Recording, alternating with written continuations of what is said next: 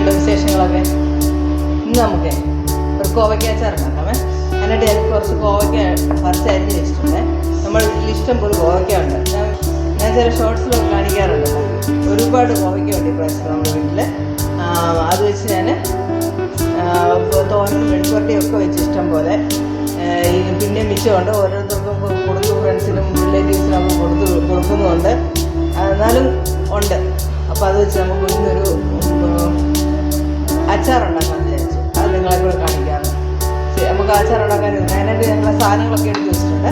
ഞാൻ ചേർക്കുമ്പോൾ എപ്പോഴും പോലെ അത് അങ്ങനെ പറഞ്ഞു തരുന്നെങ്കിൽ കാണിക്കാം. അച്ചാറുണ്ടാക്കാനായിട്ട് ഞാനിപ്പോൾ ഇതുപോലെ ഒരു പാൻ എടുത്ത് വെച്ചിട്ടുണ്ട്. അത് നമുക്കിപ്പോൾ തീ കത്തിച്ച് തുടങ്ങാം. തീ കത്തിച്ച് പാൻ നന്നായിട്ട് ചൂടാകട്ടെ. ചൂടായിട്ട് നമുക്ക് പാൻ ചൂടായി നമുക്ക് നല്ലെണ്ണ ഒഴിച്ചിട്ട് കോവയ്ക്ക ഒന്ന് ലൈറ്റായിട്ട് വാട്ടിയെടുക്കണം. ഒത്തിരി വറക്കണ്ട, ഇച്ചിരി ഒരു വഴണ്ട് കിട്ടണം. എണ്ണ ചൂടായിട്ടുണ്ട്. കുറേ കോവയ്ക്ക ഇട്ട് കൊടുക്കാന്നെ. ഇതിപ്പോൾ ഒരു കിലോ കോവയ്ക്ക കാണും. 2 പ്രാവശ്യം ഇട്ടിട്ട് നമുക്ക് വാട്ടിയെടുക്കാം.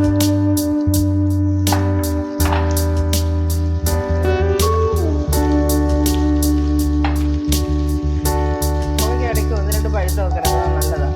ഒരു പുളിരസവും ഒരു മധുരമൊക്കെ ഉണ്ടെങ്കിൽ നല്ലതല്ലേ കോവയ്ക്കായ്ക്ക്. എനിക്ക് മെഴുക്കുവരട്ടി വെക്കുമ്പോഴും വിളഞ്ഞതൊക്കെ ഇടുന്നത് ഇഷ്ടമാണ്. എൻ്റെ വീട്ടിൽ അച്ചാർ എത്ര ഇട്ട് വെച്ചാലും തികയത്തില്ല. എൻ്റെ ഹസ്ബൻഡ് കണ്ടമാനം അച്ചാർ കഴിക്കുന്ന ആളാണ്. എത്ര അച്ചാറുണ്ടെങ്കിലും പോകുമ്പോഴും വരുമ്പോഴും ഓരോ സ്പൂൺ അച്ചാറെടുത്ത് അങ്ങനത്തെ ഒരാളാണ്.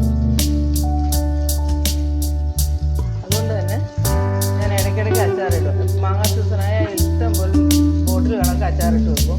നെല്ലിക്ക ഇവിടെ വന്നുണ്ടെങ്കിൽ നെല്ലിക്ക ഒരു 3-4 ബോട്ടിലിട്ട് ഇപ്പോഴൊക്കെ 6 മാസം കഴിഞ്ഞു അതിട്ടിട്ട് ഭയങ്കര ടേസ്റ്റായിരുന്നു. ലാസ്റ്റ് ആകാതെ ആ നെല്ലിക്ക അച്ചാറിന് ആ നെല്ലിക്കയുടെ ഇതൊക്കെ അങ്ങോട്ട് ഇറങ്ങി എന്തോ ടേസ്റ്റ്, ഒരു മനം മയക്കുന്ന ടേസ്റ്റായിരുന്നു. ഒത്തിരി അങ്ങ് ഡ്രൈ ആയിട്ട് ഉപ്പേരി പോലും വറുത്തെടുത്താൽ കോവയ്ക്കൊക്കെ വലിയ ടേസ്റ്റ് ഉണ്ടാവില്ല അച്ചാർ ആകുമ്പോൾ. അപ്പം അങ്ങനെ ചെയ്യുവാണെങ്കിൽ തന്നെ നമ്മൾ ഒരുപാട് നാൾ ഒരു 6 മാസം 8 മാസമൊക്കെ വെച്ചേക്കാൻ ചെയ്തെങ്കിൽ അങ്ങനെ അച്ചാറിട്ടാലൊരു അത് പിന്നീട് അതൊന്ന് ഊറി മസാലയ്ക്കകത്തൊന്ന് ഊറിയൊക്കെ വരണമെങ്കിൽ ടൈം എടുക്കും. ഒത്തിരി ഡ്രൈ ഫ്രൈ ആകരുത്, അതിന് മുമ്പായിട്ട് എടുത്തേക്കണം.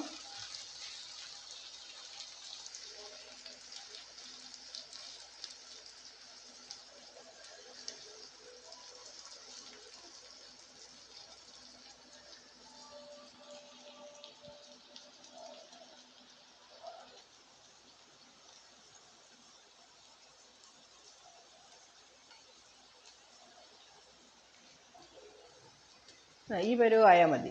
അപ്പോൾ നമുക്കിത് കോരിയെടുക്കാം.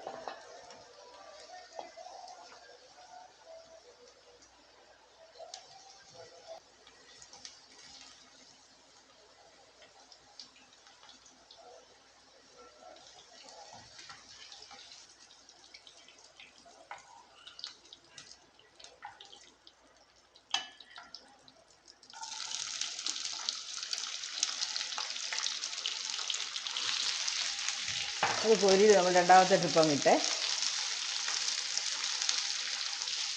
ഇതിൻ്റെ ബാലൻസ് വരുന്ന എണ്ണയിൽ തന്നെ നമുക്ക് അച്ചാറിടാം. സെക്കൻഡ് ട്രിപ്പും വേണ്ട കഴിഞ്ഞ് നമുക്കിതും കോരിയേക്കാം. ഇപ്പം എണ്ണ തികയത്തില്ല, കുറച്ച് എണ്ണയും കൂടി ഒഴിക്കാമേ. കുറച്ച് മതി. അതിൽ വറുത്തതിനകത്ത് എണ്ണ കാണും അതിനകത്ത്. എന്നാലും നമുക്ക് വട്ടിയെടുക്കാൻ എണ്ണ വേണമല്ലോ, അതുകൊണ്ട് കുറച്ച് എണ്ണയും കൂടെ. ഒരു അച്ചാറല്ലേ, ഇച്ചിരി എണ്ണ ഇരിക്കട്ടെ. ഇട്ടിരിക്കാം. എണ്ണ നല്ല ചൂടാകണം.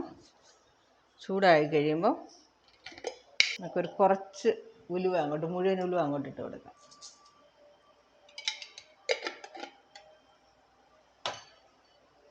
ഉലുവ ഒന്ന് ചുമന്ന് വരട്ടെ, എന്നിട്ട് കടുകിടാമേ. ഉലുവൊക്കെ ചുമന്ന് വരുന്നു. അപ്പോൾ നമുക്ക് കടുകിട്ട് കൊടുക്കാം. ഞാനിപ്പോൾ 2 സ്പൂൺ കടുകാണ് ഇടുന്നത്. കടുക് പൊട്ടി കഴിയുമ്പോൾ ഞാൻ പച്ചമുളക് എടുത്ത് വെച്ചിട്ടുണ്ട്. കൂടുതൽ നമ്മൾ ഇതിനകത്ത് പച്ചമുളകാണ് ചേർക്കുന്നത്. ചുവന്ന മുളകിനെക്കാട്ടി കൂടുതൽ മുളക് പൊടിയെക്കാട്ടി കൂടുതൽ പച്ചമുളകാണ് ചേർക്കുന്നത്. ഞാൻ 10 പച്ചമുളകാണ് എടുത്ത് വെച്ചേക്കുന്നത്, നല്ല എരിവുള്ള പച്ചമുളകാണ്. 10 പച്ചമുളക്, ഇതൊരു 20 അല്ലി വെളുത്തുള്ളിയുണ്ട്, ഇതൊരു വലിയ പീസ് ഇഞ്ചി, ഒരു 2 കതുപ്പ് കറിവേപ്പില. ഇതെല്ലാം കൂടെ അങ്ങോട്ട് ഇട്ട് കൊടുക്കാം നമുക്കിപ്പോൾ.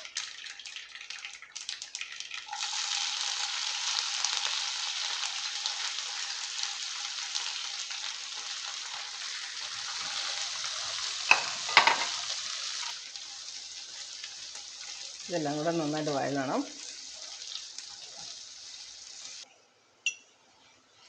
ഇപ്പോൾ ഈ പരുവം മതി. ഈ പരുവത്തിൽ നമുക്ക് പൊടികളൊക്കെ ഇങ്ങോട്ട് ചേർക്കാം. അപ്പോഴത്തേക്കും നമുക്ക് അടുപ്പ് നന്നായിട്ട് സിം ചെയ്യണേ.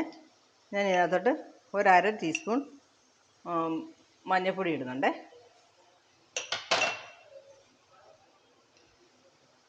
1, 2, 3 ടീസ്പൂണാണ്, ടേബിൾ സ്പൂണല്ല. 3 ടീസ്പൂൺ ഞാൻ ഓൾറെഡി അളന്നെടുത്ത് വെച്ചിരുന്ന മുളക് പൊടി.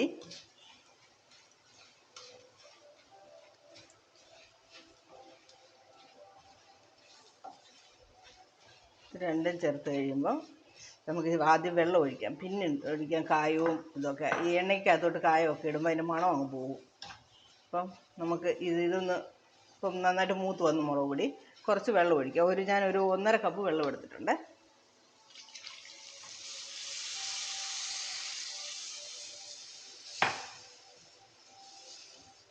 തീ കൂട്ടിയിട്ട് കൊടുക്കാം. എന്നിട്ട് അതിനകത്തോട്ട് ആദ്യം ഉപ്പ്,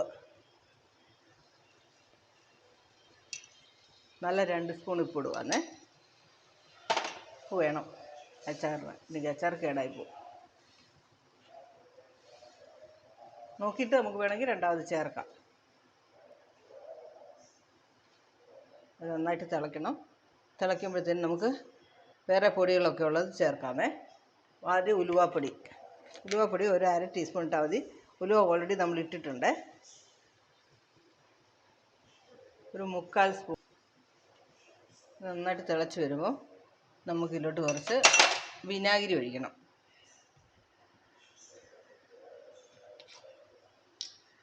ഒരു 1/4 കപ്പ് ഒഴിക്കണം വിനാഗിരിയെ. അത് മതി. നന്നായിട്ട് തിളക്കട്ടെ. തിളച്ച് നല്ല വിനാഗിരിയുടെ നല്ല മണമൊക്കെ വന്നു തുടങ്ങി. അപ്പം നമ്മൾ വറുത്ത് വെച്ചേക്കുന്നത് അങ്ങോട്ട് എടുത്തിടാം.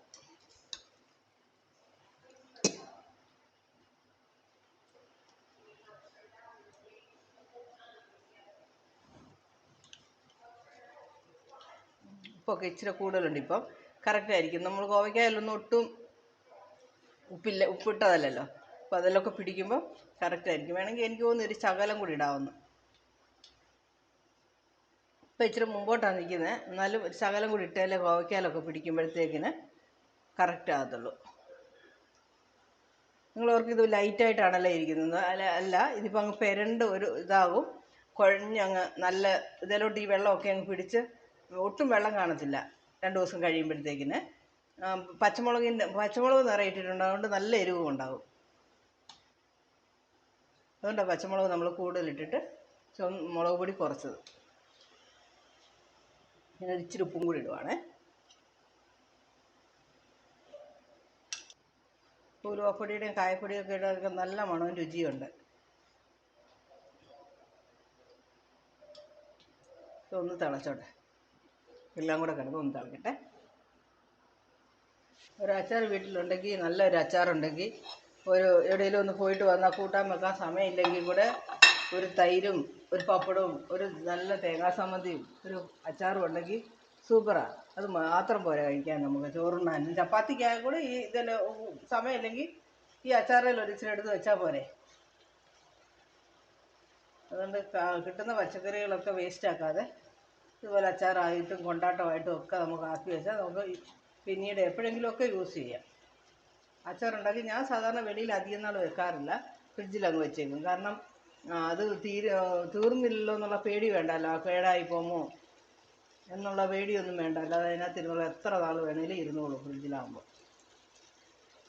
പ്രത്യേകിച്ച് കോവയ്ക്കാച്ചാർ ഞാൻ അധികം നാൾ വെളിയിൽ വെക്കാറില്ല. നമ്മൾ വെള്ളമൊക്കെ ഒഴിച്ചല്ലേ ഉണ്ടാക്കുന്നത്. ഇപ്പം എത്ര വിനീഗർ ഒഴിച്ചെന്ന് പറഞ്ഞാലും കുറച്ച് ദിവസം കഴിയുമ്പോൾ അതിൻ്റെ രൂപമൊക്കെ ഒന്ന് മാറി തുടങ്ങും. വേറെ ഞാനെപ്പോഴും ഒരു 2 ദിവസം വെളിയിൽ വെക്കും, പിന്നെ എടുത്തങ്ങ് ഫ്രിഡ്ജിൽ വെക്കും. ഇപ്പം കോവയ്ക്കായും വെളുത്തുള്ളിയും ഒക്കെ വെന്ത് കാണും. നമുക്ക് ഓഫ് ചെയ്യാം തീയെ.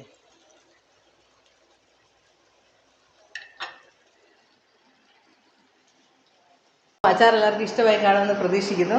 നല്ല ടേസ്റ്റി അച്ചാറാണ്. ഞാൻ ടേസ്റ്റ് ചെയ്ത് നോക്കി, നല്ല സൂപ്പറായിട്ടുണ്ട്.